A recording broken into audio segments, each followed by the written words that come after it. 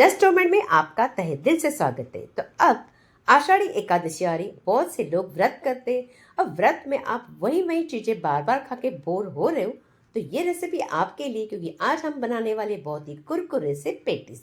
तो चलो ज्यादा कुछ ना बोलते हुए रेसिपी को शुरू करते हैं। सबसे पहले देखिए, मैंने यहाँ पर समा का चावल के यहाँ पर अच्छी तरह से पाउडर बना के लिए, जैसे कि आटा बना के लिया। अगर आपके पास ना हो तो आपको क्या करना है, आधी कटोरी लेना है समा के चावल और पाव कटोरी लेना है आपको यहाँ पर साबूदाना, और दोनों चीज़ों को मिलाकर एक फाइन सा पाउडर जैसे बनाना है, जैसे कि वो एक आटा बन जाएगा। तो मेरे पास तो समा के चावल का आटा तो था, तो मैंने साबूदाना का यहाँ पर इस तरह से आटा बना के ले लिया। अब क्या करते थे, इन दोनों चीज़ों को हम मिक्स कर देंगे। तो इस साबूदाना को जो मैंने इस तरह से आटा बना के ले लिया था, तो ये जो समा के चावल का आटा था उसके अंदर डाल के एक दो बार इसे मिक्सी जार में घुमा के देखे तो ये बन गया। अब इसे हम साइड में रख देते। अब क्या करते हैं, यहाँ पर लेने हमें आलू आलू उबले हुए लेने, मैंने 4 ले लिए। अब आलू को आपको हाथों से क्रश नहीं करना है, आपको अच्छी तरह से इस तरह से ग्रेट करना है, क्योंकि हमें अगर ग्रेट नहीं करोगे तो इसमें अगर आलू के पीसेस रह जाएंगे तो जब हम पेटीज बनाएंगे तब उसमें दिक्कत आ सकती है। इसके लिए पहले जैसे ग्रेट करके ले लीजिए। मैंने इसी तरह से सभी आलू को ग्रेट करके ले लिए। अब यहाँ पर डाल देते हैं स्वादानुसार नमक। अब नमक आप जो लेते हो, व्रत में जो खाते वही ले सकते, सेंधा नमक, तो मैंने भी वही ले लिए। और यहाँ डालेंगे हम यहाँ आटा जो बना के लिया था साबूदाना और समा के चावल का, वो डालेंगे पहले तो 2 चम्मच। अच्छी तरह से मिक्स करते हुए जब बाइंडिंग आपको लगे कि परफेक्ट हो गई तो ठीक है, फिर आपको वापस डालने की आटा ज़रूरत नहीं है। अगर नहीं तो आप इसमें और 1 चम्मच डाल के इस तरह से आटे को अच्छी तरह से लगा लीजिए। मैंने भी 1 चम्मच और डाल दिया था, तो इस तरह से आटा लग चुका है। अब इसे हम साइड में रख दें। अब आपको करना है यहाँ के अंदर की स्टफिंग। तो मैंने यहाँ पर एक बड़ा कप लिया है फ्रेश कोकोनट, 1 चम्मच लेना है भुनी हुई यहाँ पर मूंगफली को थोड़ा सा क्रश करके लेना है, उसी के साथ थोड़े से काजू को छोटे छोटे पीसेस में काट लिया था, हरी मिर्ची अदरक को डाल देना है, आधा चम्मच शक्कर, उसी के साथ ले लेते हैं यहाँ पर किशमिश, मैंने 10-12 किशमिश डाल दिए। अब ये भी हो चुका है, तो अब इसके अंदर हम डालेंगे स्वादानुसार नमक, एकदम कम डाल देना आपको। और नमक डालने के बाद धनिया। अब धनिया डालने के बाद आपको सभी चीज़ों को पहले तो मिक्स कर लीजिए। अब क्या होता है, जब ये ऐसे डालने से पेटीज में ना ये निकल सकता है, तो इसके लिए इसमें आपको या तो छोटा सा आलू उबला हुआ डालना है, या तो बड़ा आलू तो आधा डाल दीजिए और इस तरह से मिक्स करिए, क्योंकि इसमें भी बाइंडिंग हो जाएगी। जब पेटीज बनाएंगे तो आपको कोई भी दिक्कत नहीं आएगी। तो मैंने अच्छी तरह से मिक्स करने के बाद आपको क्या करना है, इस जो हमने स्टफिंग बनाई इसके ना छोटे छोटे से बॉल बना के ले लीजिए। ऐसे जितने पहले, इससे तो आपको छोटे बनाने होंगे, तो इस तरह से जितने होते ना इसके, तो आप पहले बना के लीजिए। अगर इसमें आपको लग रहा है कि जो आटे में अगर हम लोग ज़्यादा बना रहे हैं, कम बना रहे हैं, आप कम ज़्यादा कर सकते हो।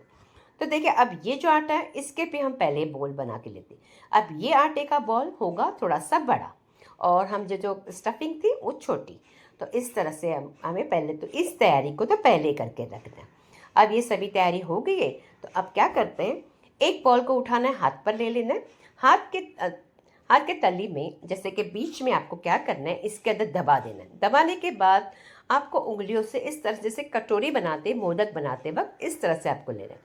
जैसे जैसे करोगे, बहुत ज़्यादा डीप आपको करने की कोई ज़रूरत नहीं, हल्का सा कीजिए, इसके अंदर इस स्टफिंग को भर दीजिए और बस आपको ये चारों उंगलियों से आपको इस तरह से आपको इसे पुश करते रहना है। जैसे जैसे पुश करोगे ना, तो ये जो आलू का जो है ना, हमारा साइड का जो लगा हुआ, मतलब आटा जो हम किया हुआ है, ये क्या होगा, आगे आगे आने लग जाएगा और इस तरह से पूरी तरह से बंद हो जाएगा। बस आपको इसी तरह से करना है, कोई दिक्कत नहीं आने वाली, परफेक्ट बनने वाला है। और इस तरह से इसे राउंड कर दीजिए, जैसे लड्डू होते हैं ना उस तरह से। तो देखिए, लड्डू बोले तो बॉल बोलो, तो इसे थोड़ा सा जो आटा है हमें पहला लगाना, या तो उसी प्लेट में रख के आपको इस तरह से लगा दीजिए, ताकि जब हम फ्राई करेंगे इसे तो इसमें ये कुछ भी टूटेगा नहीं, बिखरेगा नहीं, एकदम परफेक्ट बनेंगे। तो देखिए, ये पेटीज तो हमारा रेडी हो चुका है। अब क्या करते हैं, जो बाकी के है ना, उसे भी उसी तरह से आपको बना के लेंगे। आपको लगता होगा कि बहुत नहीं आपसे बनेगा, पर मैं सच्ची बोलती हूँ कि आपसे भी परफेक्ट बनेगा, कोई दिक्कत नहीं आने वाली। देखिए, बहुत सुंदर से ये हमारे बॉल रेडी होगी। और मैंने पहले कढ़ाई में तेल रख दिया था। अब मैं जब भी टेम्परेचर आपको बता ही देती हूँ कढ़ाई का, जैसे तेल का, तो क्या करना है, जब भी हम स्लो फ्लेम पर रखेंगे ना, एक छोटा सा आटा डाल के देखिए, जब वो आराम से ऊपर आ रहा है, मतलब ये हमारा तेल का टेम्परेचर परफेक्ट है। जैसे कि सब कचौरी हो, समोसा हो, पेटीज हो, इसके लिए। तो देखो मैंने अब इसमें एक एक करके हम छोड़ देते, बहुत ज़्यादा नहीं डालें, 4-5 ही डालें। और उसके बाद हमें पहले तो हमें झारा लगाना नहीं है, चम्मच से इसके ऊपर से तेल इस तरह से डालते रहिए।